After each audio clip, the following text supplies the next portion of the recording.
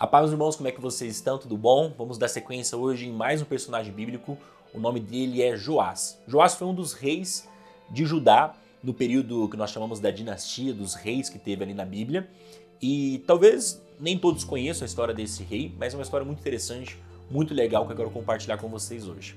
Como vocês devem lembrar, o reinado de Israel começou em Saul, depois veio o rei Davi, passou-se para o rei Salomão e depois do rei Salomão, quando vem o seu filho Roboão, o reino se divide em dois. Então, aquelas 12 tribos, 10 ficam para um lado, 2 ficam para o outro lado e o reino se divide ali em Roboão e Jeroboão. E dali, quando você lê o livro de Crônicas, o livro de Reis, você vai ver uma série de reis que um vai sucedendo o outro. Ali é quando surge Acabe, por exemplo, que era o rei marido de Jezabel.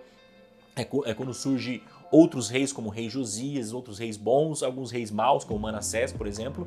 E Joás foi um desses reis.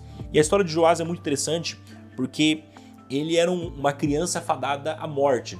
Porque a sua avó, Atalia, após uma briga, uma situação ruim que aconteceu ali no reinado, ela se aproveita da situação e ela manda matar todos da família do rei de Judá. E por uma situação de um plano divino de Deus, a sacerdotisa Jeuzebá, o nome dela, é bom a gente ler porque são nomes difíceis. A Jeuzebá, ela protege Joás era um bebê, e ela esconde da sua avó, a Atalia. Então a Atalia, ela inicia um reinado, ela não se torna uma rainha, mas ela forma um comando ali depois de um motim, e ela fica reinando aquele reino, e ela promovia muita idolatria, era uma rainha muito má. O Joás ele vai crescendo ali sobre a tutela de Jeuzebá e de um homem muito importante chamado Joiada, que era um sacerdote da época.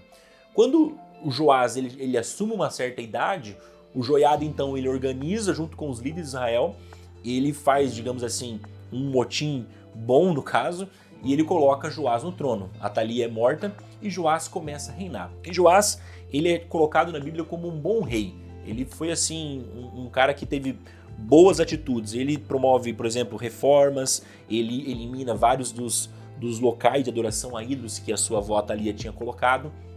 Então, ele é colocado como um bom rei. Mas o que eu queria compartilhar com você? É interessante na história de Joás que ele promove um bom reinado durante vários anos ali na sua liderança, mas no final da sua vida, quando o Joiada falece, aquele tutor, aquele homem que cresceu com ele, que, digamos assim, exerceu uma certa paternidade, como um bom conselheiro de Joás, quando o Joiada morre, Joás ele ganha novos conselheiros, novas pessoas que começam a caminhar com ele, então ele se perde no caminho.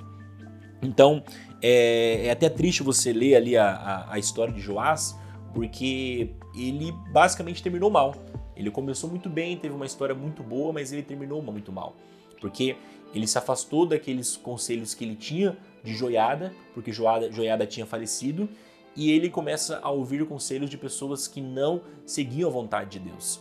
Então ele acaba sofrendo com inimigos, ele volta a caminhar em idolatria, e é um triste fim a história de Joás. E o que eu queria compartilhar com você é que a história de Joás ela mostra muito para nós a importância de nós termos bons conselheiros, de nós termos boas pessoas com quem nós caminhamos. Porque Joiada ele foi um bom tutor, um bom conselheiro para Joás. Mas Joás, no fim da sua vida, quando ele não tinha mais esses conselhos, quando ele não caminhava mais com pessoas que andavam segundo o caminho de Deus, ele acaba se perdendo. E em Provérbios 11:14, há um versículo muito bonito que fala assim, ó: sem uma liderança sábia, a nação cai. Ter muitos conselheiros lhe dá segurança. Então, hoje nós vivemos um período em que muitas das vezes as informações ou até mesmo as supostas verdades que chegam até nós, elas são muito encaixotadas, elas são muito prontas, digamos assim. E se a gente escuta somente um viés, às vezes ideológico, ou quando a gente escuta somente uma vertente teológica, por exemplo, ou quando a gente escuta somente um tipo de voz, a gente muitas das vezes não vai alcançar sabedoria. Então, a gente precisa diversificar realmente os nossos conselhos. Roboão, que foi rei muito tempo antes de Joás, ele caiu justamente porque ele ouviu o conselho somente dos jovens e não dos idosos. Então nós precisamos ouvir sim conselhos das mais diversas áreas sejam pessoas idosas, sejam pessoas novas, pessoas com experiências, pessoas que estão começando. A gente precisa da coragem dos jovens, do ímpeto, do ânimo, mas nós precisamos da sabedoria, da experiência, da cautela das pessoas que são mais idosas, mais velhas, mais experientes. Precisamos escutar as mulheres, precisamos escutar crianças, precisamos escutar homens. E essa multidão de conselhos nos traz sabedoria, para que nós não pereçamos como Joás pereceu, ouvindo somente conselhos ruins e perdendo a vertente, a linha, a vereda que nós devemos caminhar. Então, que fique o conselho para nós, que nós busquemos bons conselheiros, que nós busquemos bons conselhos, que nós não caminhemos somente de acordo com aquilo que a gente acha que é bom, somente de acordo com aquelas pequenas vozes que estão falando para nós, mas sim que nós escutemos muitas pessoas, que nós busquemos conselhos de pessoas sábias, pessoas que têm uma boa história, uma boa índole, e isso vai trazer boas perspectivas para nós, e isso vai nos levar a andar no caminho de Deus e terminar bem, e não terminar mal como Joás. Deus abençoe você, tamo junto.